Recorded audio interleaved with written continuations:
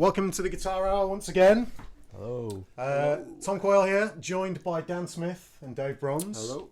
Apologies for the technical issues at the start. I've been having all sorts of issues today. We've been having our living room and dining room redecorated, and let me turn that off. For some reason, the router has just been doing all kinds of crazy things. They've laid sheets and dust sheets all over everything, so the signal's not getting through very well. So I don't know if we had issues, and then there were issues with the sound earlier on. I was quite stressed, wasn't I, Dan? But we've I was sitting there not helping. We've fought through We've done it for you to bring the Guitar Hour to you, good people of the internet. So we got a few things for you today. First of all, I want to apologise for the long break. We've all been very, very busy indeed. It's all Dan's fault. What? Is it my fault? Although he's been very productive. We're going to hopefully try and play some of Dan's new album for you. It's not. I mean, I say Dan's new album. It's not like the Dan Smith Experience, but it almost isn't a way. Something else entirely. Yeah, that's something else. You can pay big money for that.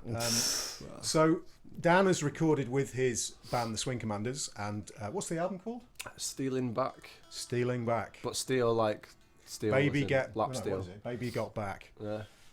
Dan got back. So Dan's going to tell you all about the recording process because actually it's kind of interesting. And also, although I don't think we'd necessarily planned for this as such, it's probably going to be interesting to talk about Dan's mindset post-recording, which is kind of interesting because, as you'd expect if you record something, and also the process was kind of interesting because it was very short, so we didn't have necessarily time to be kind of a guitarist diva person. Yeah. Oh my God, that take wasn't good enough, the tone's not fat enough, whatever. So it's kind of interesting. So I'll ask him about that.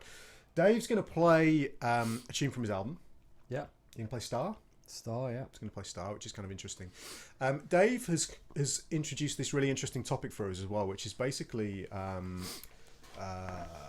obstacles. Turning obstacles into opportunities. And I said before the stream I'd forget the title of that little... did you do a blog about that one? Not really. I mean, the only thing I've gone on Facebook recently and posted some videos of me playing piano. That was it. Which sort of prompted the idea. That's why we've got this just travesty in front of us. It's not got any strings on it. So Dave is going to play some piano for us and talk a little bit about actually your journey towards becoming a professional musician, which you can fully classify yourself at because your income is now based on purely being a musician. So that's kind of interesting. So all of us have that same kind of deal now. So Dave's going to talk about that. He's going to play one of his tunes, and obviously the reason we got the piano here is because Dave's going to mention about the obstacle of not having a piano player in the band. So that's kind of interesting. Before we do any of that, let's talk a little bit about the news. We're going to introduce the news section. News. And actually, we need a little news song, don't we? Well, it's the news now. It's the news. Yeah, absolutely. Take it away. Yeah, I'm not going to sing. That would be embarrassing. However, we're going to introduce this little news concept, and we're going to talk about various different things. But for now, we're going to talk about what we've been up to in the news section. So, Dave, why don't you start? What have you been doing? So, I suppose I got back off tour. I've done a gig for an awesome charity called Hope for Justice, which is an anti-trafficking charity. People trafficking. People trafficking, yeah. So done a gig for them. What else have I been doing? Getting ready for a few gigs. I've got a gig on Saturday. Get that nose right in that microphone. I've got a gig on Saturday. Right. Playing stuff off the album. I'm playing keyboards at that gig. That's in with a band? Yeah, what's the lineup? With a band, yeah. So it'll be drums, bass, and guitar, and I'll be playing the keys as well. So it's just three of you? Yeah, but because we play with backing tracks as well, so I've got a click coming into my ear and everyone in the band, so we sort of play, but obviously bring the live feel. Yep. So that's the kind of thing. I've been selling my album and T-shirts, donating all that to charity as well. That's also very cool. So in the run-up to Christmas, if you did want an album or a T-shirt and you get it, then from our website, all the profits are going to anti-malaria charity. So let's type your website into the chat. So it's www.davebronze.com. Pretty easy, davebronze.com. Okay, so if you guys want to go there and support Dave's charity work, Dave donates a significant portion of your income every year. Yeah, 10% of my 10% of income. So basically, you can support. It's not supporting Dave. It's that would be weird. It's supporting Dave's efforts and your efforts, basically, to support people who need. So that's been going well. We've funds. raised 500 quid so far. So there you go. That's your website in the chat. I believe I've spelled. Oh no, I haven't spelt it right. Keep going, Dave. Keep talking. DaveBronze.com with an S. So yeah, so that's what I've been. Oh, I've got a new guitar. Jaden Rose has built me a guitar, which is nice. Very Playing nice the it is first time in indeed. public. So And what a beauty it is too. We might get a chance to talk about that. If not, we'll definitely talk about it next time. Got quite a bit to get through. Anything else? I think that's everything, man. Cool. Yeah. Okay, Dan. Yeah, I finished recording and having a hand in mixing the album with the Swing Commanders, which was from start to finish. Not in terms of like the tunes, because we've been playing the tunes and had them arranged for about Keep talking. a year, I think. So yeah, the way we do things is a little bit, I don't say unorthodox, but we don't really rehearse. So a new tune comes in, and then me and Sienna will probably get together and arrange the song, and then we Sienna just is kind the of keyboard player, violin, keyboard, accordion, clarinet. sax, clarinet, vocals, bass, She's the talented and one. arranges stuff. It's kind of like, every band kind of has like a musical boss essentially. Like she's kind of the one that does that, because she does all the vocal arrangements as well, like backing vocals and Cracks the stuff. whip. Yeah, a little bit. And then I kind of swoop in and like add the sort of, I don't know, a bit more harmonic knowledge Sure, in there, yeah, I guess. yeah. Something like that You're a anyway. harmony guy. Yeah, sort of, yeah. Okay, cool. Yeah, so from start to finish, from recording to mixing, I think it was 3 weeks altogether, which to people out there that probably maybe like self-produce their albums or, are doing original stuff. There's only one original tune on the track, but they're all quite heavily arranged, as you've heard a little bit. Well, we'll play some later on. Yeah. And this is where we get into the mindset, but we'll talk about that later. Yeah. So yeah, that's finished. I've also been working. Can I say about the other thing? Yeah, Yeah. absolutely. I mean, I don't see why not. Yeah. So I've been working on some stuff for Lick Library. I'm kind of in the stage of like writing it out and stuff at the minute. But This is news. no, it's not news. Who knew about this? No, I'm joking. I'm joking. Yeah, so I'm doing 51 Western swing licks at the minute. I'm about 31 in, and I'm kind of like, I had 2 stints of writing a lot down, and then I'm trying to sort of step back and look at what I've got and what I need to have, and then trying to make it a good balance between the cliches, because the style itself is not, I say it's not that technical, but some of those guys can pick like Yeah, it's letters. ridiculous. No, it's rubbish. It's ridiculous. So ridiculously trying technical. to get the sort of authenticity and the cliches, but at the same time try and add some sort of modern stuff and like some of the little things that I'm kind of trying to bring to it. So I'm at about 31 at the minute. So the rest will probably be problem solving of like, right, what do I need, and I'll do 5 of those, that kind of thing. Cool. Right. So, Yeah. yeah. I mean, you guys obviously, if you're not producing kind of 51 licks DVDs on a regular basis, which I'm presuming you're not, it's incredibly hard work, because what you do. It sounds easy, because if you, well, it 51 doesn't licks? sound easy, but if you imagine.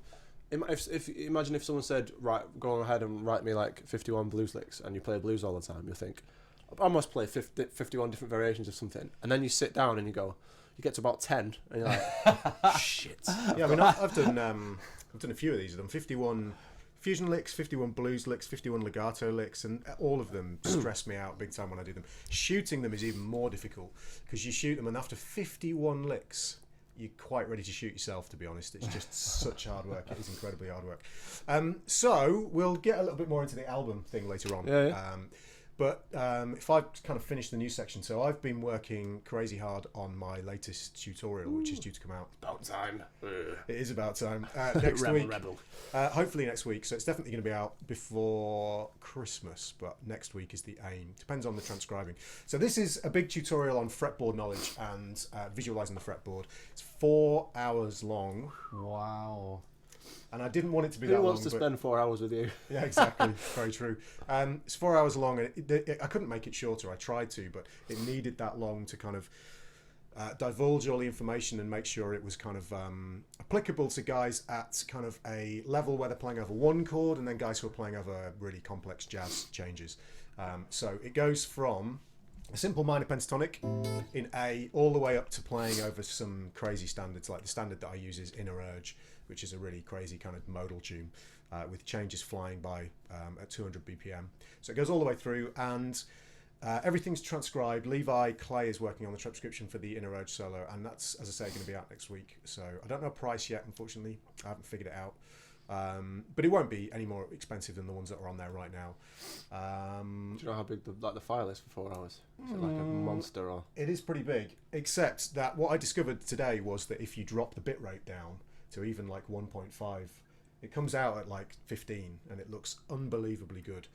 Because I bought a new lens for this tutorial, so it looks really nice. And then if you drop the bitrate down to 1.5, because the guitar neck is just like this, and anything that's moving is my hand, it looks fine. So Right. I'm going to try and get the file kind of small. But the way I kind of look at this these days is, like, I regularly download 40 megabyte, that would be good, 40 gigabyte games from the PlayStation Store or from Steam or whatever. So, you know, a 4 gigabyte, 5 gigabyte download is not that big, really. Yeah. And I can't really make it any smaller. Imagine a 4-hour movie. That's going to be a big old file. And when you stream from Netflix, you've got like 6 to 10 gigabytes worth of data being streamed, so you know it's not that big a deal really these days. So that's going to be out next week, so that's kind of exciting. So what I'm going to do is I don't want to have like loads of chat and no playing, so we've got a few topics to get through. I'm going to get Dave, if you could start with your kind of obstacles turned into opportunities, and then we'll chip in when we can. And then when we've kind of done this, what we'll do is, because this links in with Dave's piano playing, we'll get Dave to play his tune. If I can, yeah. If he can play it. Yeah. So Although he is kind of like in the corner of shame here, surrounded by what you can't see is to the left of Dave. There's even more gear, and he's surrounded by guitars as well. This studio is really small, so you know we have to cram in here a little bit. So tell us about your obstacles idea. to opportunities. Basically, it turns out that my keyboard player can't do the next run of gigs because he has a proper job that takes him to China and Australia at basically 48 hour notice. So initially I was kind of a bit, as you are, a bit like, that's kind of bad. How are we going to do gigs without a keyboard player? Because my music's quite symphonic and relies a lot on the piano. And I thought about it and then thought, right, well, I'm going to learn all the piano parts where there's no guitar. I'm going to play the piano parts. I'm going to teach myself piano. So up until that point, I could play, because I know music theory, a bit of music theory, I know what the chords are, so I could play block chords. So basically, in the space of about a month, I've gone from not being able to play piano to be able to play the pianos. Right, let me tunes. get a little bit of context for myself here. When you, because I've tried to play piano, when you say you can play block chords, yeah. So say if I had to play, you know, like a C chord, and I could go to D or whatever, and like I could do something simple like that, but that's like at the limit of what I could do. I can't even do that. So It takes me ages to find the notes. It's like Yeah. I know the notes of a chord. Yeah. I go, right, these are the notes I want, but there's got to be an element of like kind of like fretboard visualization where you've got to find the notes. I mean, on the when keyboard. I have to think of a fretboard, and it just doesn't. I'm not trying to be funny either. It just doesn't look like a fretboard, so I can't do it. Well, I mean, I'm still getting used to it, but the point of it is that it's, and then it got me thinking about, you know, obstacles turning into opportunities and how I got started. Basically, what happened is a few years ago, I was running a really successful company. We were going into prisons, teaching music, band workshops, because I had guys working for me. And I turned over in that year almost 3 times what my usual income was before doing that, so earned loads of money. And then literally in about 4 to 5 weeks, lost contracts after contract because the recession hit. So I lost all the school's work, I lost the contracts in the prisons, and I sat down and thought, right, my back's against the wall, I just need to hustle to get more work. Again, you know, and then I thought about it and thought, do you know what? That's not, even though it's been great having all this extra money, it's not really what I want to do. And so I decided, right, I'm going to do this album and get into music and doing that as a career. And I was just thinking, you know, like, quite typically, the guys I feel most sorry for are the guys who've got everything sorted. They've got the great job, they've got the great car, they've got everything going, because. And then they come to me and say, oh, well, I really want to do music, but, you know... Yeah, I've had people like that as well, yeah. Whereas the guys, I think guys who, like, when you find yourself, like, with, like, you've got to do something because you don't have a choice. And that's what I'm talking about, kind of obstacles into opportunities. It's like, for me, it was a change of mindset where it's like, how am I going to solve these problems?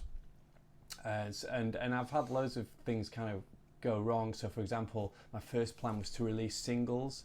and the first single sold well, and then the other ones didn't. And so I was like, oh, this sucks. Maybe I'm on the wrong path. Wasn't Star the first one as well? Star was the first one. Yeah, yeah, yeah. So I did a video for that, and Yeah. that sold pretty well. But then the other two subsequent ones didn't sell well at all.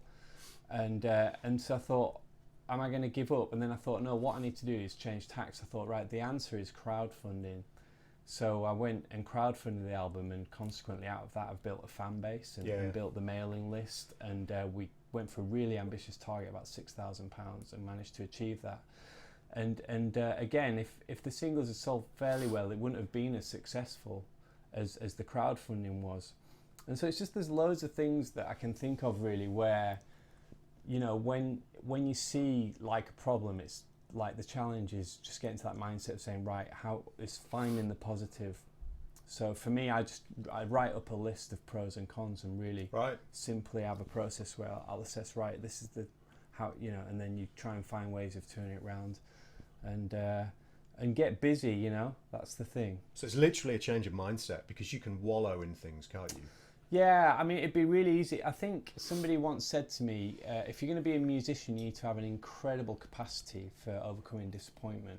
Like, yeah, well, I guess it's the same in any creative field. Like, I've got a lot of friends around like the band and stuff that are sort of active musicians, but the acting game, you might get a theatre gig that lasts for like 6 weeks, but then after that, you start on your arse again, really, and it's like, what's the next thing going to be? Yeah. And you're constantly losing parts, and you're constantly losing stuff, and it's like getting that regular gig or whatever that may be, or you know, getting lots of regular work is so hard to rely on, you know, and getting like sort of turned down from stuff, I guess. Yeah, so that's the thing as well. And obviously I was coming from a point of nowhere, not like never having done this stuff. Obviously I played guitar my whole life, but not knowing how to do these things. So yeah, it's been a real learning curve. So I suppose the whole thing, this obstacles to opportunities, it's like when you have something come up, it's like, are you going to get mad about it? Are you going to go on Facebook and moan about it? Or are you going to actually get active and try and do something? I mean, that relates to the charity thing as well. A couple of weeks ago, got really mad because I was on Facebook and everybody's just moaning and going on and on about all these problems in the world. And I thought, right, am I going to get involved in this, or am I going to try and do something positive? So I came up with the idea of giving the profits away for the album to charity to help the poorest people in the world. And that's a new thing for me, you know. It's like when I see a problem, my reaction is almost instinctive now, of like, if I feel down about something, how am I gonna like pick myself up and then actually do something positive? So that's not always been the case then? No, I wouldn't say so. I mean, I've always been sort of involved in wanting to do good stuff, and but it's like, it sounds dead cheesy, but when you get like a more positive mindset, it becomes like automatic. So like one of my things when I set out to do the music thing, I decided that I was going to try and be as generous as I could with my skills. So if I can help somebody repair an amp, pass on a guitar tip, anything like that, I'm going to be like genuinely generous. And then after a while, like, it was a real conscious thing for me. And then after a while, I find myself like responding to things with generosity like all the time, like just because it's become kind of a way of doing stuff. And then people are really generous with me, you know, like remember when I've had stuff stolen and people have given me stuff and things like that. So I think there's definitely something to be said for, like, when you have obstacles, trying to find the positive, you know. Do you find you're being more generous to yourself in a way as well? Because say, for instance, with this, you could see that as a big obstacle, and then you could, like, from my perspective, I've tried doing stuff like that before and got really pissed off with myself really quickly. Right. So there's also an element of patience involved with it, allowing these things to develop, especially when you can play guitar already, you know. It's a little bit like, for me, you know, I always go on about how guitar players these days should have video editing skills, Photoshop skills. They should be able to kind of have mixing skills, have audio editing skills, so on and so forth. But learning those things can be very frustrating. And I think you need to be more patient with yourself and be more generous with yourself in a way. Not look so much at how long it's taking you and what your faults are and so on and so forth. Yeah. But just be more accepting of that. Because that must have been quite difficult to do this. It's been really difficult, and I still really suck at at it, to be honest. But I've done better than what I thought. I think that's the thing. Oh, there we go. So when I sort of started out, I thought I don't really know if I'm going to be able to do this, and then I sat down and started learning it and memorizing patterns and stuff, and I thought actually it is possible to do it, you know. Yeah. I mean, don't ask me to start improvising stuff on it. Go on, Dave. I'll give you a chord progression. So yeah. So I mean, and I think that applies not just to guitar playing, but everything in life really. It's like it helps you treat people better as well. If you start seeing like, how can I turn this negative thing into a positive, it helps you be kind of better to other people as well, because it's quite easy to get offended anyway, especially on Facebook with everyone having a go. I think that positive mindset thing is definitely a thing, you know. Oh yeah, absolutely. For a while I'd get quite sort of concentrate on negative things, and you get quite down about things, and it's like, and you realise that the only person that is really putting you in that position is yourself. Yeah. You're only the only thing that's you're sort of looking around and saying, why isn't this right or why isn't that right? And the only thing that's really getting you down is yourself, really. You kind of either you're inventing problems that aren't really as big as you think they're going to be, or you're getting down about your playing or something. It's kind of like, if you can get yourself into that much of a state, you know, negatively, surely you can get yourself the other way, just having more of a positive outlook. Yeah, I think as well, like, one thing that's helped me is, like, I always set really high goals for myself and get frustrated when I don't get there that quickly.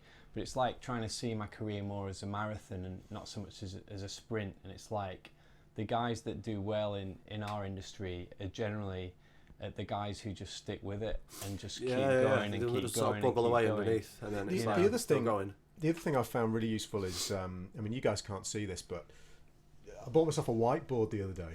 Yeah. And it's amazing how cathartic and how useful it is. This sounds really stupid, but making lists. Well, guess what? I've got crazy. I've got one the wall. size of that wall in my kitchen, and with all my stuff on my list. Mine's about this big. My list is not very long. I've got a bigger whiteboard. Absolutely.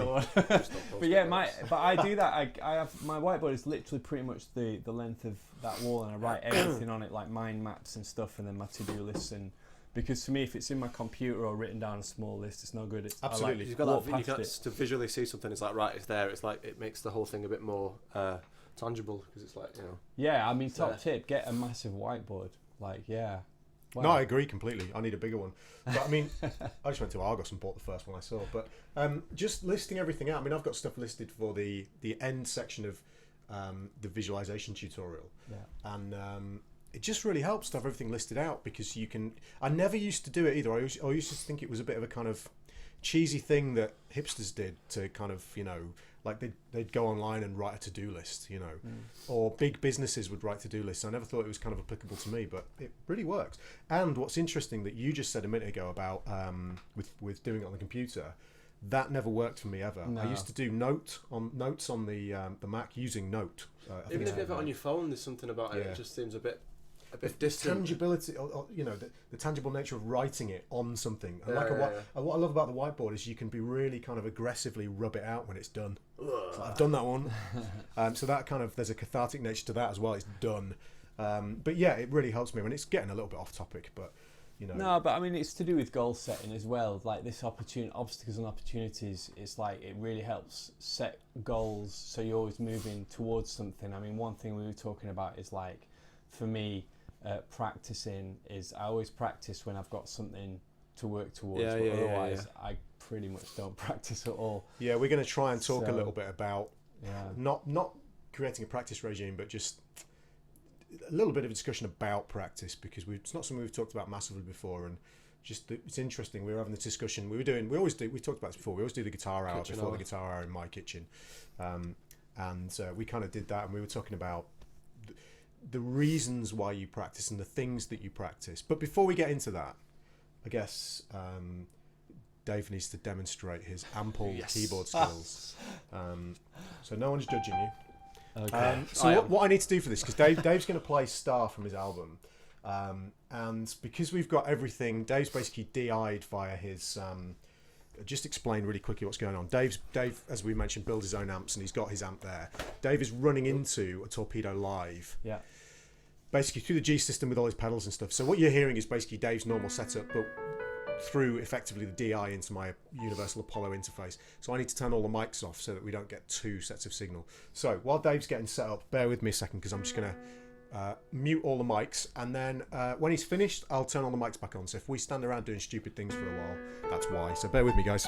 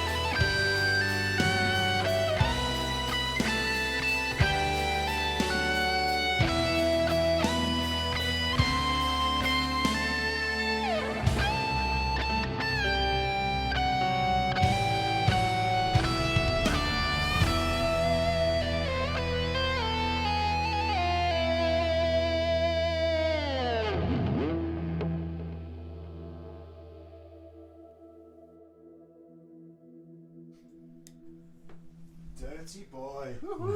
Well done, Dave. That was awesome.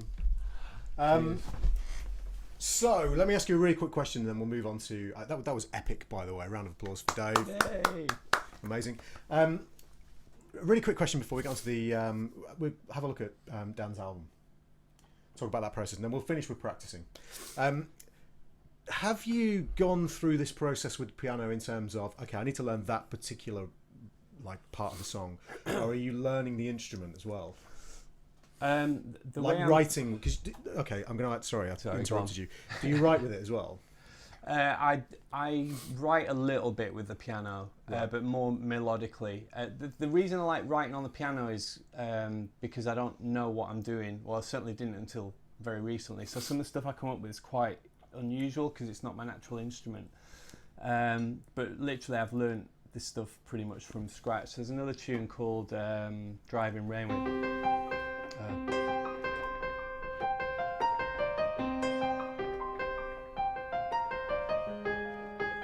That kind of thing. So that like that kind of dexterity, all I did is I learnt it one bar at a time and just repeated it and repeated It's it. kind of tricky because every time he presses the keys up this end, the keyboard's Yeah, it's like, and I'm trying to do the pedal with my knee up here. So I literally learnt it one bar at a time. Quite often I don't know what the chords. Obviously I can work it out. Yeah, of course. But it's more like a kind of a pattern really. Which I can't do now under pressure. So that's kind of the way I've done it. So I've learned everything as a pattern. Then sometimes I've got a few kind of like little notes to help me remember what note it starts on. But it's actually Are they on your whiteboard? Yeah, not on the whiteboard. It's actually Dave Bainbridge who said. I asked him how he practiced to learn all his prog stuff, and he said, and I said, "Do you transcribe it?" And he said, "Oh no, I just like literally play that bit until I can play it."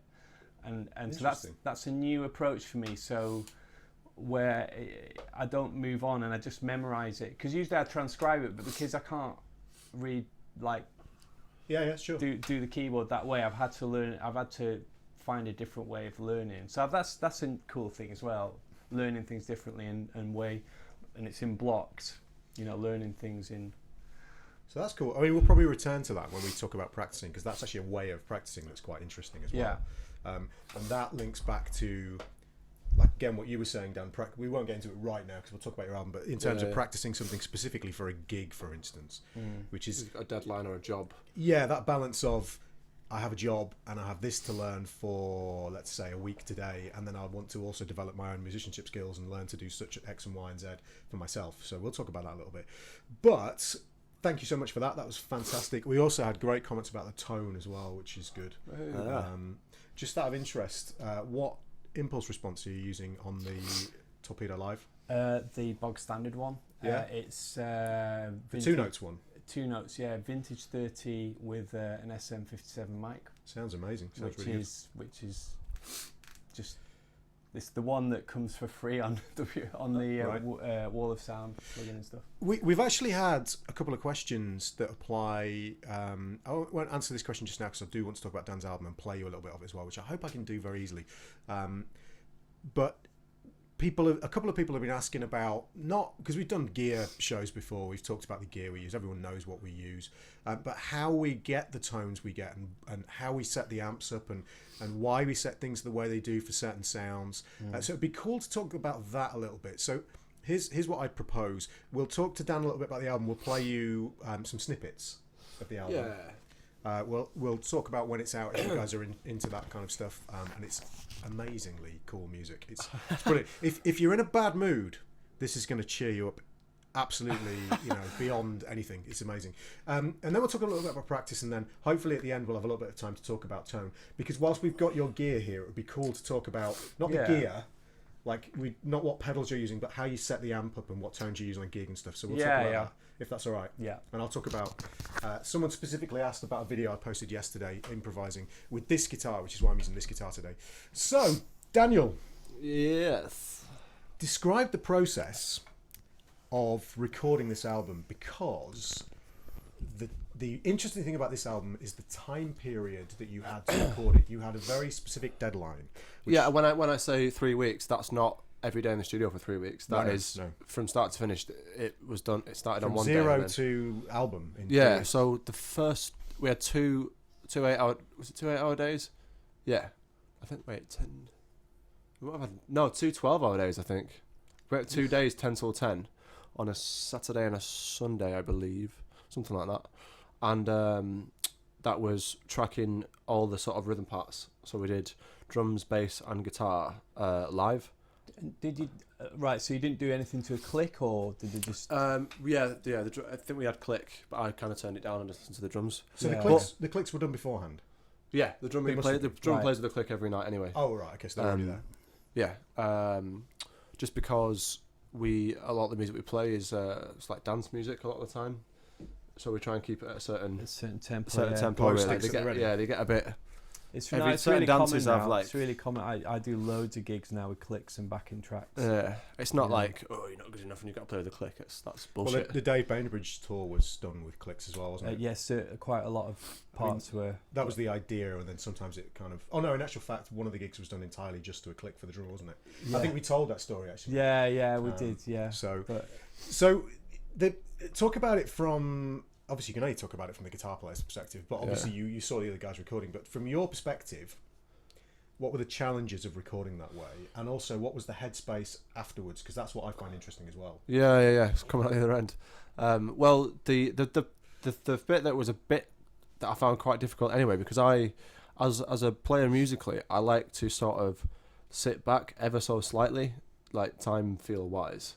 I used to think my time feel was quite good or all right anyway, and I mean, there's nothing that's on there that's out of time or anything like that, but it was quite hard playing because the drums and bass were in like a live room, because the bass was being sort of DI'd, so it didn't really matter that he was in there with drums. Right. But I was mic'd up in like a little sort of ISO booth, so I You had the were drums. in the ISO booth. Or were Yeah, you I in was the separate to them in a little room. so could you headphones see on. them? No. All right. So things like endings where it's like. Were you in the same? Were you in the same room as your cab? Yeah. Hmm. But the cab was like sort of behind me, sort of screened. Right. No, fair enough. Yeah, they know what they're doing. It sounds great. Yeah, so it was kind of like I was in there with one headphone on with the guitar and bass kind of coming in. I had like a little, like a little mix, I think. So I was hearing half the sort of mic'd up, close mic'd sound in one ear, It's and like then playing the to a cab. backing track. Yeah, it was tough, man. Like it's tough to do, because doing that kind of stuff where you're going.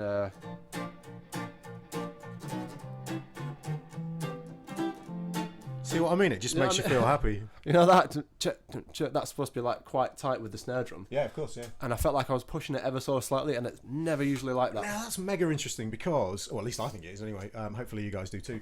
Because when you listen and you forcefully get yourself to concentrate so much harder than you normally would. I don't know And if then that's suddenly you helpful or become not. hyper aware of where you are in relation to the snare, Mm. and it's a different mindset completely. It's quite a disturbing mindset in ways. 'Cause Yeah. It reveals things that you didn't know existed before. Yeah. It's like when I've had to record on this Elba Triangle album that we're working on with Marcus Belli and Alessandro Benvenuti. We have this track. Now this is like, I'm trying not to name drop here, but Virgil Donati's on drums. Yay! And I can't play it for you, I'm afraid. I wish I could, but I can't. We've got the typical kind of scranky. Oh yeah. It's not that rhythm; it's something else. And you when you're playing over that drums that tight, you really notice every single 16th note that's even marginally off the grid. You really notice it. And it's quite disturbing. Like you realise that you're not this tight, accurate time machine that you thought you were. Yeah. I mean, there's one tune on there, the first one that that you listened to before on the album. That is at a really weird tempo for dancing. That it's quite hard not to push. If you play it at the tempo it is, it feels like you're playing it too slow. And there's what I'm doing on there is like, have you heard that kind of like, I'm trying to think who like that sort of jivey piano thing, like they're doing like Louis Prima stuff where it's like dum jit dum jit dum jit dum jit. So I'm doing that, but without the left hand. Just give us a quick example. So I'm trying to go like. Oh, the two together. Right, yeah. Trying to do that at a tempo that's not feels like is like a little bit slow. It's really hard, and then trying to play a solo over it. It's that thing that we were talking about where it's in between. It's in between being able to play sort of double time and if you play sort of eights, it seems like really slow. And it's like you're kind of fighting with yourself. I hate those You know, tempos. even when you can't really worry about note choice because you're too busy. Like, it's just it's just the right thing. But So, but did you lay down the rhythm with the bass and the drums at the same time? yeah, You did? Oh, okay. yeah. It's like that thing of like if you're playing, especially because it swings. If you're playing swing at a certain tempo, if you've got like, that's fine. If you have to go, Yeah. it's like, oh my god, I'm wading through treacle here. It's so difficult to do. Yeah, big It's time. a nightmare. I feel your pain. Yeah, so that was the first 2 days. So that was drums, bass, guitar, and then the next few days were things like this was supposed to be a day for vocals, a day for solos, which because of the style, there was like a lot of Western swing stuff on there. The kind of stylistic thing is to only take short solos, so everyone. It's like a switch. You don't really get 4 choruses. You get sort of like one. You might just do an Yeah, A but section, and then someone else does a B, someone else does an A. Within that little section, you've had like 10,000 ones and fives. Well, It's yeah. like 5-1, 5-1, 5-1. yeah. So that means that one tune might have 2 guitar solos, 2 violin, Right. a saxophone, and a piano solo, all in one track. And trying to get that done. Did you construct solos or I ideas? or you wrote generally- solos for everything apart from one tune, Right. just because I knew there was going to be time constraints, and I didn't want to have to go in there and yeah. improvise something that there's going to be like, right, we're out of time, it'll do. And then, you've got some kind of Yeah. screaming wrong note or something on there that you've just got to listen to for. I think that's a really wise move. Like you know. Yeah, I do as well. like a really well and smart. bad truly. yearbook photograph. Yeah, I mean, it's one thing having to go in and play a solo that you've practiced. Well, you didn't even get that much time to I mean, practice. the one solo that I did actually improvise, I'm like really proud of. Well, we should listen to that one. Yeah, we can do that. I mean, Yeah. We can do that. we can do that. The time feel on it's great. The tone sounds quite good, and I mean, not sucking myself off here, but I was like, all right, because I was worried about that because I had gone in there and not written anything. All I had was an entrance like. Okay, what was the That's chord all I had. sequence? Not that I'm going to play it, but what was It's. the... So it's 1625. so it, and then.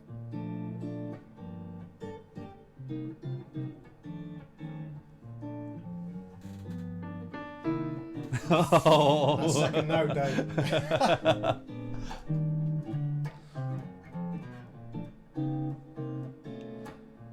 It's the Like way a- you look tonight. Yeah. Okay, So so, we'll all play I- that one. all I We had can't was, play you it know- all, but you'll have to direct just to certain bits of it. But yeah, I mean, the doing the solos thing was like, it actually turned out all right. I don't think there was anything that took more than 2 or 3 takes. I mean, It's good, man. I don't think there's anything. Did but you get the red light fever at all?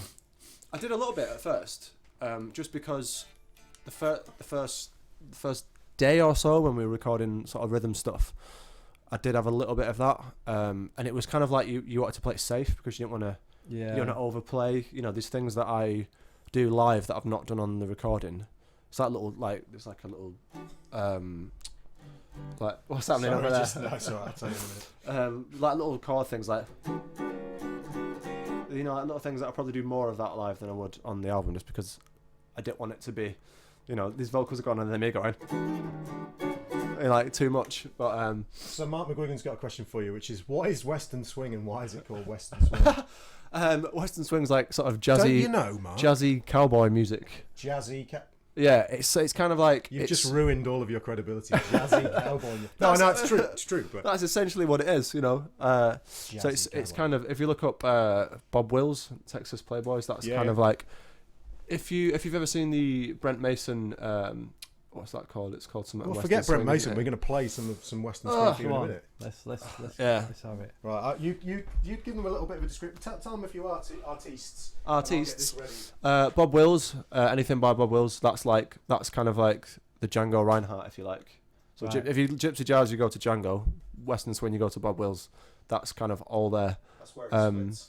There, that's sort of where you go. And he's got loads of stuff. Tiffany transcriptions. They're like the holy grail, really. Asleep at the Wheel. They're a bit more of a modern act. They're alright. They're a bit too polished for my liking. They're good. Dan, do you know which track is which? No. Oh, boy. I know that's not great, but Right, well, we'll just play a few snippets, guys, and Dan can tell us to either skip or not skip the track. Let me just check that you can hear this without the mics on. So bear with me a second, I'm going to turn the mics off. The days were charming, the nights heartwarming, a time.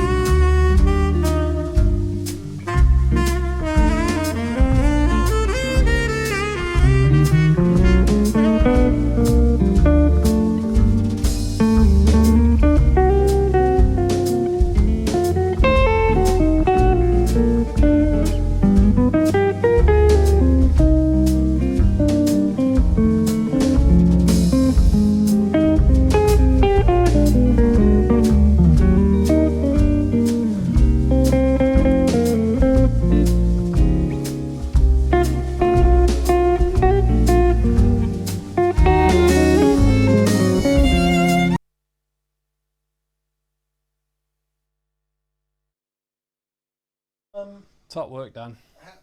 How can you possibly not be in a good mood after that? It's just great stuff. Really, really nice. Heavy petting blues. Brilliant. I mean, stylistically, it's like trying to fit into quite a lot of sympathetic cliches, if you will, because we do Blue Suede Shoes on there, and I'm doing like a sort of shit Brian Setzer impression in the middle. Yeah, so just to remind everybody, how long have you been playing Western Swing now? Year and a half. Not very long. Should pretty I impressive. say that? I don't know. Yeah. But I think this is the thing. I think, Jake was talking about, that I think of being a sort of researcher. I think, I think if you've learnt the guitar a certain way and you've learnt music a certain way, I think it's maybe slightly easier to come to a new style and go, right, this is what I need to be doing. Yeah, I mean, you might sound a bit like an imposter for a while, but you know which streets to be going down straight away, and you might sort of get there a bit quicker than you would if you just came to it sort of straight away as a beginner or something like that. So, before we get into practicing, or specific parts of practicing, tell us a little bit of the mindset after recording. How, like, just give me the sentence about that you said on Facebook the other day about not being a guitarist on this scenario. What was the whole vibe? Well, of there that? just wasn't time to be a guitar player about it. Like the album, like it's not about me. Do you know what I mean? It's not about like that. What's that old sort of saying about Metallica taking like 48 hours just to settle on a guitar tone or something? Oh, just there wasn't time for that because we just didn't have time to like ask about that kind of thing. It was like, right, these are the days you've got to track 8 or 9 solos today. You just have to go for it, you know. And it was good because it's like, right, I'm here to do the job. I've got to get my part down, try and make it sound as good as possible, have faith in the engineer, and just kind of play as best I can, and sort of have done with it really. Yeah. And it's turned out pretty well playing wise. No, I think it sounds great, and the sound is really good considering the speedy time it was mixed in as well. It sounds great. So, if people did want to buy the album, I think it will. I think the covers and stuff have actually been sent to the man, whoever the man is. I think they're there now. So in the next 2 weeks, the next week or so, really, I think it's going to be on iTunes. It's going to be on their website. It's just swingcommanders.com. Buy the album. Yeah, it's going to be great. Okay, so let's talk a little bit to kind of finish things up here about practice, because, like, I don't know if you want to sort of talk about what we talked about specifically, but you were saying, fine. Do you want to sort of mention what you said in the kitchen? What, that I never practice? Well, this is why I was like, does Dave want to say this?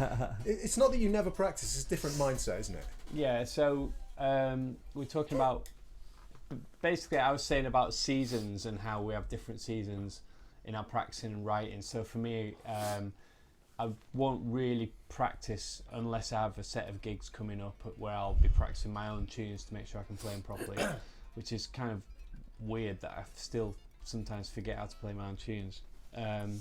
But my biggest motivation for practicing is actually in the writing stage. So if I'm composing something, I might go and look at some guitarists, so I quite like the Cracking the Code stuff. And the thing that inspires me is if I hear an idea and I need a particular technique to execute it, then I can get excited about that. And then sometimes I hear ideas in my head and I can't figure out how to play it. So I'll give you a quick example. So there's sorry, it's a bit noisy, but there's an arpeggio thing that I did on Star.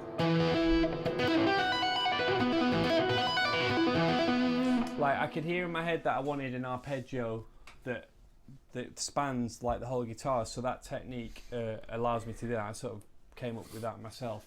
But say if I hear something like Steve Mawson doing the too many notes thing, like I heard Martin Miller playing it the other day. Jesus, by the way, if you've not seen, watch. Someone just mentioned Troy Grady in the chat. I don't know if you're talking about this specifically, but check out Martin Miller's video he did with Troy Grady. Yeah. Watch the preview of the video. Madman. Yeah, it's insane. It's insane. But so I'd get inspired not because I think I want to be able to do that particular technique, but if I hear a musical idea, I'm like, oh man, yeah, I can hear that thing. Then that's what will make me practice. Basically, I've never been the kind of guy, and still I'm not the kind of guy who will sit down and say, oh, I really need to improve my alternate picking or whatever. Yeah. But if I have a part of a song where I can hear a real long blasting run, and I think, oh, that maybe sounds a bit like Yngwie Malmsteen, I wonder how he does it, then that I might do that. So that's kind of my angle on practicing. It's very composition based, very seasonal, and I go through periods of the year where I don't really practice at all. Yeah, I mean, that's really interesting because, I mean, I practice every day for a reasonable amount of time, but I don't want to give the wrong impression because people tend to get the mindset that if you're practicing, I think it's kind of from the Steve Vai kind of mindset that you're practicing specific technical things all day. So I'm sat there going, right, which is not the case at all. What I tend to do, I think people get options paralysis when they try and practice. There's so many personally, I'm not into this thing of 5 minutes of this, 5 minutes of that, 5 minutes of this compartmentalized practice. a lot box of ticking in it really. Yeah, it's just box ticking, absolutely. Yeah, I've done my sweep picking now, I've done my, so on and so forth. My practice these days is hugely based around fretboard exploration. And that's almost exclusively what I practice. So whether it's over, one type of harmony or over multiple chord progressions, I just spend a huge amount of time allowing myself to work at the speed that my brain wants to work at in terms of exploring the fretboard. So if I've got something stupid like just an E minor 9, just spending a lot of time, like Joe Diorio calls it gesture playing, where you shut your eyes. I don't shut my eyes, but just play basically. But play at the speed your brain wants to process things at. So I might be, I'm just looking for shapes and patterns that I've never played before. So I'm kind of like working.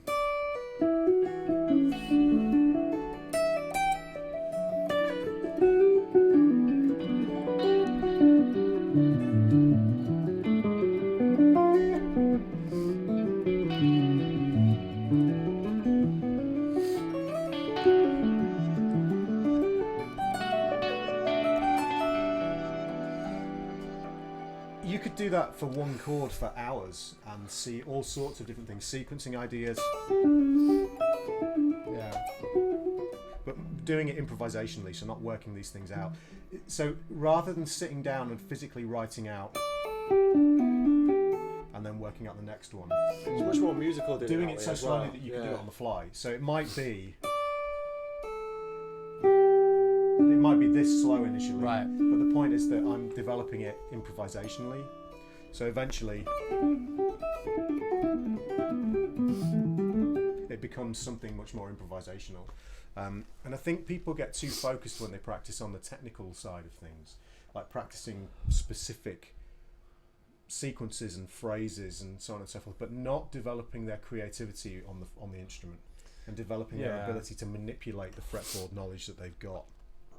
So the one thing that I do when I do practice more that way, again, I try and write something. So for example, I was struggling a couple of years ago to try and play really up-tempo, swinging sort of rock blues.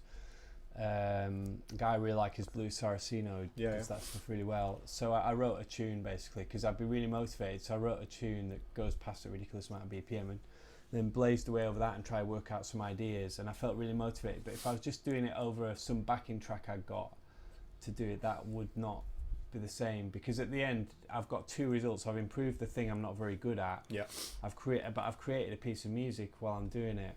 So I was trying to do like a Little Wing type stuff. So rather than go and learn like Sisters by Steve Vai, Little Wing, I just wrote a tune. Yeah, I remember.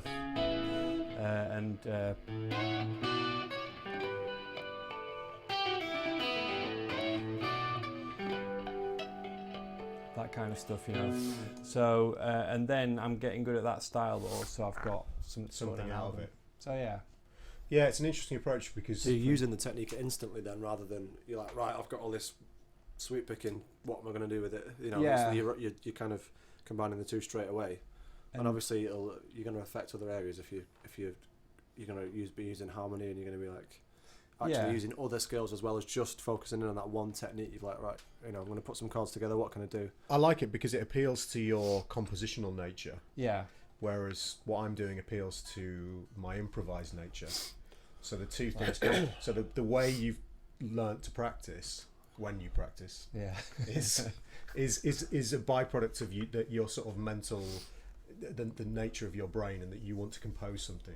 And I think as well there's a place like for understanding what practicing things that you enjoy as well. It's like I enjoy that creative side, and I looked my entire life I've looked rather enviously at guys like you who can like improvise the kind of stuff that take me ages to come up with. But it's also kind of having that understanding that I'm so not motivated to practice the way you've practiced. Like I could never do that. So it's kind of like getting to that point in your mind where you're okay with that. Yeah, absolutely. I mean, this is the thing. It's finding a way of practicing that appeals to your nature. And having a nice place to practice is important for me as well. I like to get in my studio, have my cup of coffee, have a really good sound. Netflix, Facebook. No, have a really good sound, being like in a conducive. I think that, and having like a set. I do like block everything out when I'm doing that stuff. I don't know if you do like, but I should. But yeah, I mean, I think one thing that I've learned that's really important to me is to work at the speed that your brain allows you to work at, and not try to do things too quickly. Not necessarily just from a technical perspective, because you have to train your fingers to move faster, and you have to, because like Martin and I've had these conversations before, where you're basically firing out series of notes as opposed to individual notes when you get really quick. If you're playing super fast, you're not thinking about one note at a time. You know, I always do these kind of things, but the kind of I can't be thinking about each of those notes individually. It's packets of information. But if you're, for me, from an improvisational perspective, for the guys who are kind of interested in improvisation, especially over chord changes. Sorry, someone's just flushed our toilet. It's probably super loud on the mics. Yeah, you've got to work at the speed your brain wants to work at. So if you're playing over, say, a 2-5-1 in the key of C, if you only practice kind of predetermined kind of scales and arpeggios over that kind of thing, it's not going to work. You've got to allow yourself to make conscious decisions about where you're going to go with the harmony. So if the only way you can do that is to work at this speed, if I'm going to play 4 notes on each chord,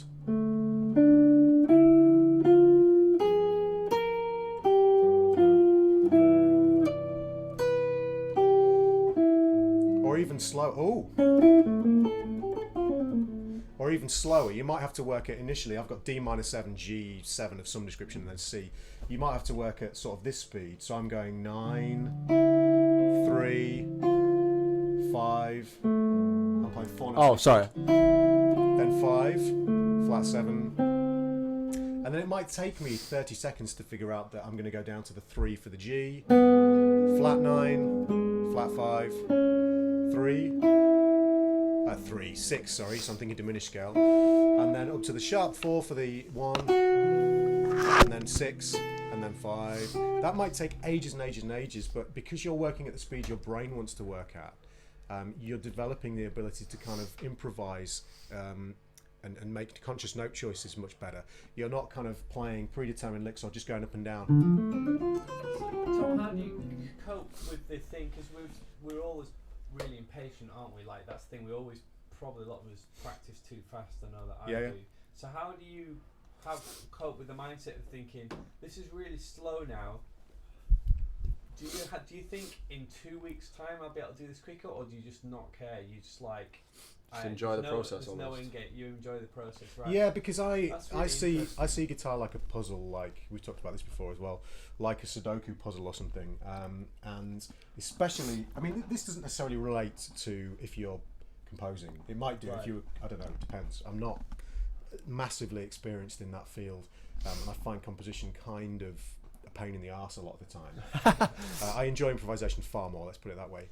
But the idea of seeing the guitar like a puzzle very much appeals to me, and so I don't mind if I'm playing over a really complex set of changes. I had a jam with Dave Beebe last night, who I think is watching. Dave joins us on the stream sometimes, over this hideously, really complex set of changes, and I would be quite happy to sit down and just literally play lines over that stuff. Like, for instance, if I but I guess do you have an end point in your mind, or you literally, it is the process? So living in the moment, the practice. Yeah. So how do you know when you've arrived then? You never arrive. How would you arrive? I mean, you can't. Yeah, but that's the thing, because like if I take the classic is giant steps, obviously, because it's seen as being this kind of big. It's like this benchmark, holy grail thing that, you know. And I'd be quite happy to sit for hours just kind of.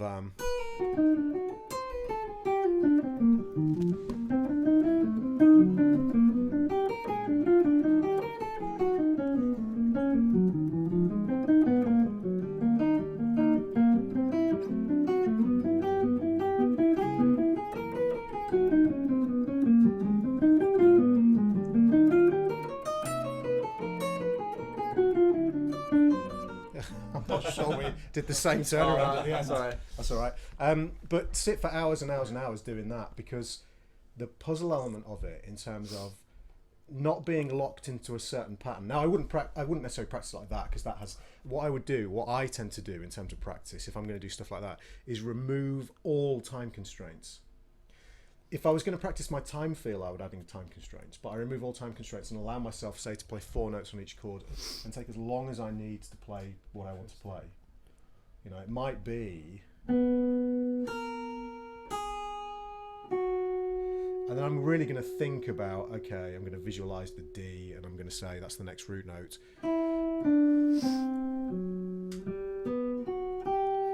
And you get quicker at this, so you don't need as much time, so you can start to create more interesting lines. What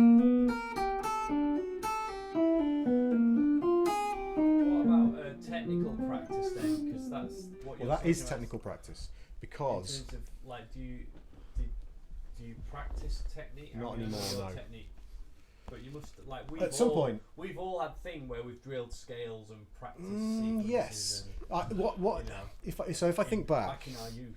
I haven't actually sat down and obviously years and years ago I sat and kind of, like we all did, sat and you know, did all that nonsense, but it's not nonsense at all. But after a while, my technical practice after a while became a rhythmic based thing for the legato. So I was practicing, and this is what's in sort of all my legato teaching stuff, is making sure that my subdivisions were even. So I was going,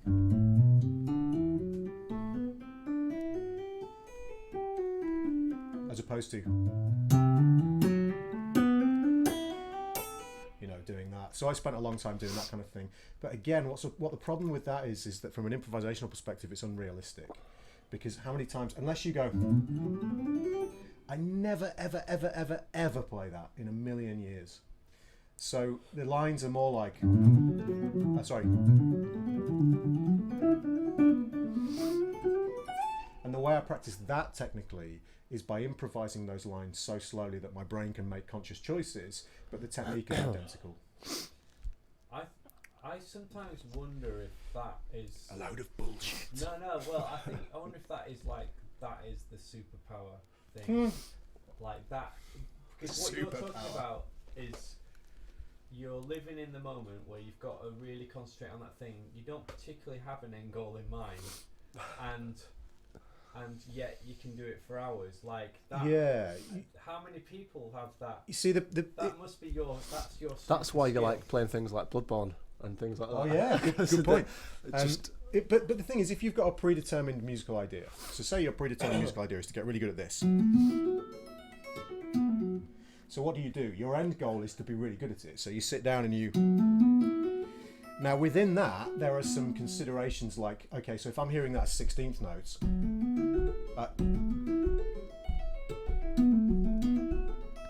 I have to have the string crosses feeling confident, because it's like 1 E and 2 E and it's 3 notes per string, but it's 4 notes in the grouping. So there's considerations there, but the end goal basically is to. No, it's not. Ladies and gentlemen, Tom Quayle Tapping. Hey! the event, the second event.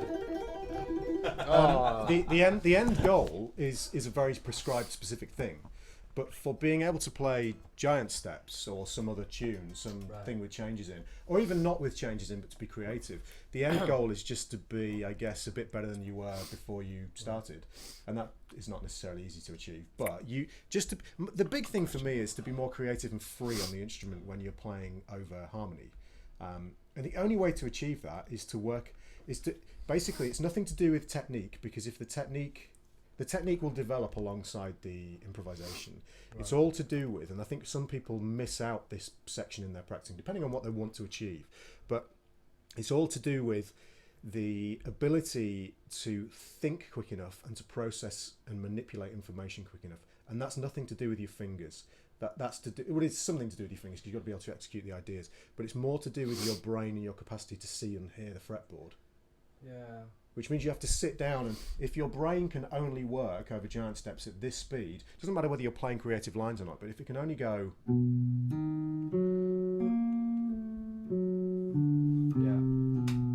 well, well, that's the speed you need to work at.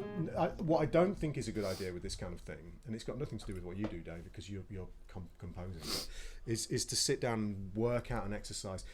Even, and this is super controversial, and probably it's been a while. people won't agree with me, but this is how I feel about it.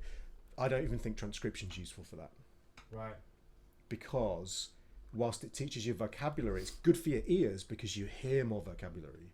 It's not teaching you about where stuff is on the instrument specifically. Or it is to a certain extent, but I think literally like 99.9% of my practice is sitting down exploring the fretboard at a very, very controlled, slow pace. What do you guys think about what I was saying earlier about Dave, I was saying the way Dave Bainbridge practices is in chunks, and he gets one section so he can play it like perfectly before he moves on, whereas I suppose traditionally I've tried to play everything sort of more or less and then try to Build the whole thing raise the level of the whole thing up. Yeah. And I've found that to be really interesting in terms of learning the piano, because it's really effective that you really, I mean, we're talking more about a muscle memory thing here, where you literally have the discipline to do almost the opposite of what you're talking about, where you do a small chunk and you literally nail it and then move on and do it in chunks like that, and so it's in your muscle memory. And it does work faster than trying to raise the level of the whole piece. It just does. And it made me realise that that's a bad habit that I've had my entire life. But that makes perfect sense, because it's to do with, or it's the same principle as chunking, where you are, like, how do you remember your phone number? You don't remember your phone number as one big long device. I nearly announced my phone number on the stream. Yeah, because mine goes like this, and I remember it this way. That would have been stupid. But yeah, you remember it and compartmentalise it as chunks, and the same thing goes for music. You raise the level of one section by chunking it into its own thing, and I think it definitely works.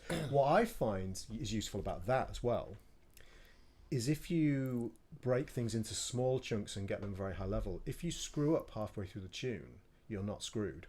Right. Whereas if you learn, I remember a horrible scenario where I played on a school concert when I was about 17.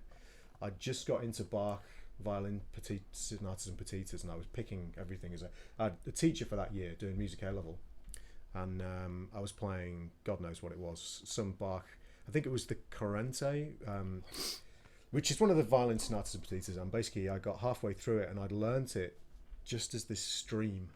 Yeah. At no point, and I fell off it, and I'd start again. I fell off it in exactly the same place. And what you're describing is a much more stable way of learning tunes, because each chunk can be seen as a standalone item that you can come back in again afterwards. So that system, I think, is a really good idea. I mean, if Dave uses it, then we should all use it. Really. I have a quick question about like you said, about playing over giant steps and playing slowly, because you were saying like there is sort of no real end game and you're doing it at your own pace, and it's kind of because it's all fretboard knowledge and you're working essentially, it's all the same, it's all kind of in the same park. Does it sort of matter what you're playing over? If you know where if you know your chords, if you know your fretboard and you sort of know where you're going, for instance, like would it be useful to just do some variation of like a 1-6-2-5, or just work on turnarounds? So there's no. If it's all the same, kind of like if you're just doing giant steps, you're still going through the changes, but I guess you're still getting the cogs are still turning for the same reasons. Yes. But how useful is it? Does it sort of matter what progression it is what I'm sort of saying? No, I don't think so. I mean, Oh, let me just switch to the webcam, guys. Sorry, we've lost the camera. So, Dave, you're going to be a little bit off the screen. You might want to move forwards a little bit. So basically, sorry, the battery on the other camera died because we've been streaming for a while. Yeah, basically the chord progression you choose is not really, it's relevant massively, obviously, because it's depending on the harmony. You want some harmony and some movement.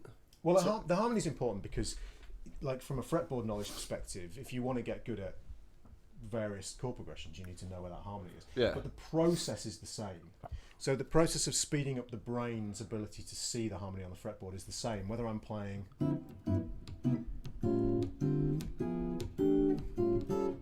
chord progression or it's the same process. Yeah. So it doesn't really matter. But if you only play, say for instance,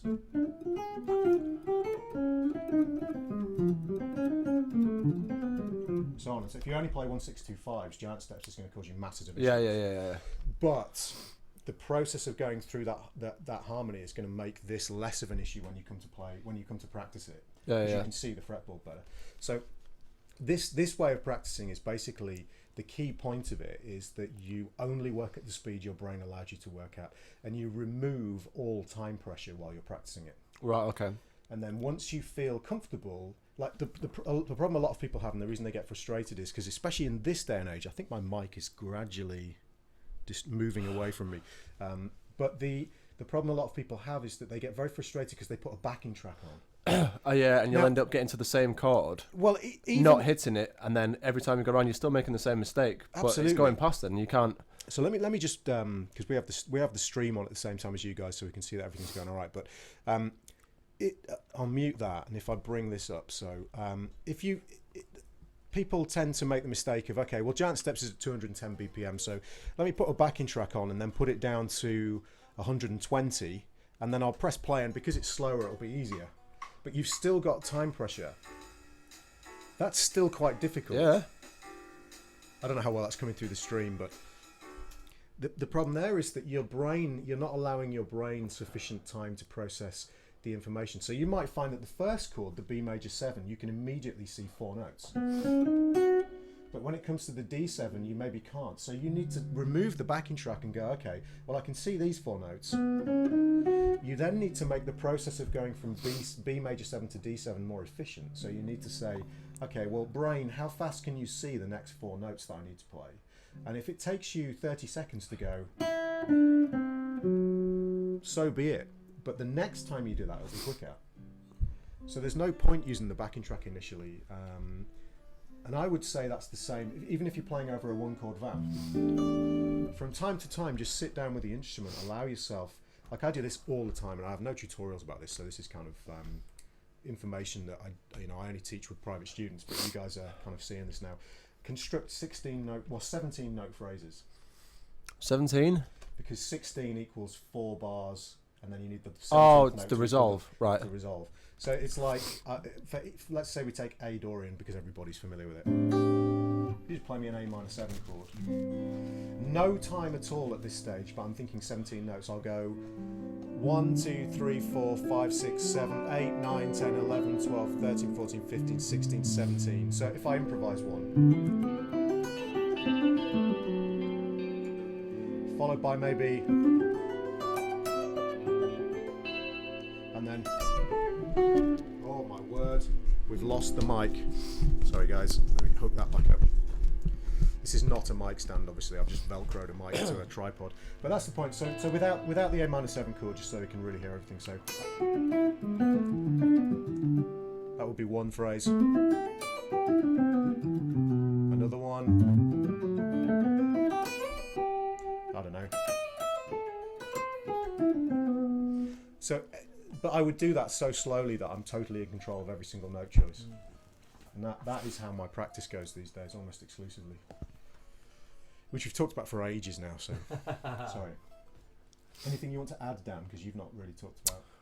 Well, practice-wise, Yeah. I think the same thing. I think at the minute, because I'm working quite a lot. So I think December there's 14 gigs in December, which is it's kind of like one every other day. It doesn't work out like that because it's mainly sort of Thursday, Friday, Saturday, Sunday sort of thing. But because there's that much of that going on, and then I teach Monday, Tuesday, Wednesday as well. Yeah. It's quite hard to. It's going to sound like an excuse, but it's quite hard to find time to kind of do your own indulgent stuff. And the thing is, as well, is because I'm not like there's things that I really want to get a lot better at, like massively. I've not really sort of stepped away from any kind of jazz stuff or that sort of path for a while right now, just because of the band and stuff, and trying to get better at that. It's quite hard to cross the two things. It's quite hard to switch off certain like harmonic things. Like, do you know what I mean? Like in the band, if you see, for instance, if you see like a 5 chord, you can't really be going. You can't really do that in the band, because I mean you can in a couple of instances, but it just sort of doesn't really fit, and it's a bit obnoxious to just start throwing all your best shit where it doesn't belong. Do you know what I mean? So, you know, we're playing out a Motown set, and then you just, you know, kick on the flange for no reason just because that's your sound. It's like it's fine. It's just, you know, I have a bit more sympathy to this. Mr. Sam Bell is watching. Interesting. Hi Sam, how you doing? We do have one very specific question. Oh, actually, a few specific questions. So I'll just got one really funny question. I'll just deal with these first. So these are all to do with practice. So yeah, but that thing of having jobs on that massively does, having a deadline or having something to work for. Like, because I remember speaking to you about I think it was like the augmented scale or something, and it was like, oh, it's a cool sound, but where am I ever going to use it right now? And it's kind of like, I could spend ages working it out, and it's like, but it's where if I can't use something pretty soon after I've worked on it, it just goes. But I'm really like that as well for the. I've got like blind thing is, spots, I'm not you know. Sit around and practice a technique that I find really hard. And the thing is, you've got no, yeah. And the thing is with having nowhere to use it is you've got no pat on the back. You've got no, oh yeah, that worked. I mean, it might be worth me actually, you know, trying to. There's a couple of local, like little jazz jams and stuff, like 1 minute from where I live actually, on a Wednesday night. I think, I wish there was around here. It's not the case. So we've got like one really important question, because there's some funny ones as well. Do you guys ever play along with Rocksmith? No. Do you know what Rocksmith is? Yeah. It's like Guitar Hero, but. Any tips on how to practice groove from Nick Wayland? Groove, I think, like hearing like more rhythmic stuff, and this is going to sound stupid, but if you're just walking down the street and you sort of like, you've got this going on, is try and think of different like rhythmic things that you can do just by tapping your leg, and try and think about doing things like laying back and sort of improvising rhythms and trying not to trip yourself up. Not literally trip if you're walking, not actually trip up. I mean, sort of, or even just having like a click on and going. Well, I was going to say, along with you having the click on, don't let the click do all the work for you, because there's such a thing as a metronome and then your internal metronome, where you feel the pulse, so the metronome can tell you where the pulse is, but you've got to know where you feel the pulse. And so having the metronome on beats 2 and 4, and then playing, having the metronome on just beat 4, or just beat 2, or just beat 3, and trying to perceive. It's really hard. Trying to perceive the metronome on those beats. Or another great exercise is I think if you type in, now I might be slightly wrong here, but if you type in Victor Wooten groove exercise online, what he's got basically is he's got a drum groove that lasts for 3 bars, and the 4th bar is empty. So say if the feel was like.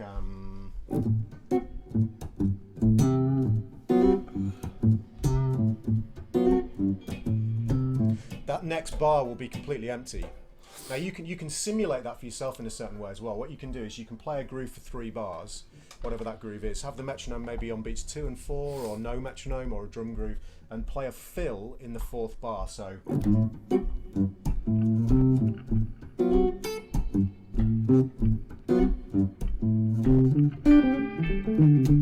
Yeah.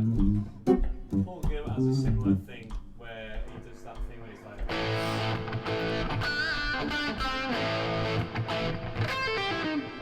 Where he does different lengths, and he always tries to fill, and that makes his licks a lot more musical, because you're aiming. Speak with a certain you've got to always bar do it in the structure. same gap.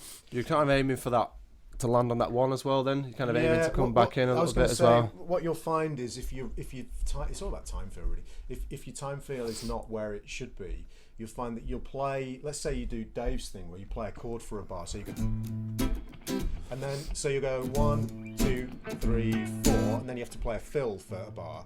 You find that you might go over the bar line or not do. So if you've got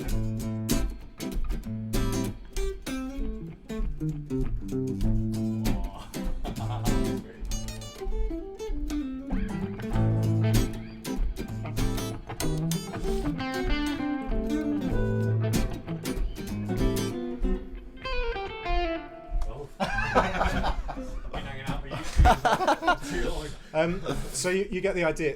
If you can play and the metronome is kind of, so your internal metronome is very solid. The other thing is, I teach or have taught over the years so many people that don't tap their foot when they play. Now I also have heard, like I taught with Oz Noy on Dweezil Zappa's summer camp, and he was saying don't tap your foot, but what he's referring to is when people tap their foot and they're not really listening to the metronome, because if you've not got good time feel, you have to get used to listening to the metronome. But when you've got the stage where your time feel is okay, keep that foot tapping the entire time. So whatever you play, like I'll just play a little bit again around A minor, and my foot is going to slip off here, so but I'll keep this foot tapping, and I'm going to basically try and feel the pulse constantly. So if we've got